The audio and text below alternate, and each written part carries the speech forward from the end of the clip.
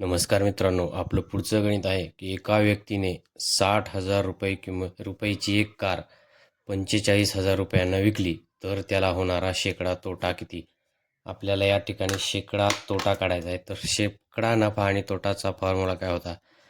शेकडा नफा ऑब्लिक तोटा is equal to फरक, या दोन किमतीतला फरक, खरेदी आणि विक्रीतला फरक भागिले खरेदीची किंमत. खरेदी या ठिकाणी आपण खरेदीच्या असं लिहू, गुणिले 100. हा आपला शेकडा नफा किंवा तोटा काढण्याचा फॉर्म्युला होता.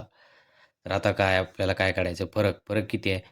60,000 रुपयाची त्याची खरेदी आणि 45,000 रुपयाची विक्री, म्हणजे या दोन्हीतला फरक निघतो 15,000. तर आपल्याला इथं लिहायचं आहे फरक किती आहे? 15,000 अपॉन खरेदी आहे त्याची 60,000 गुणुले 100.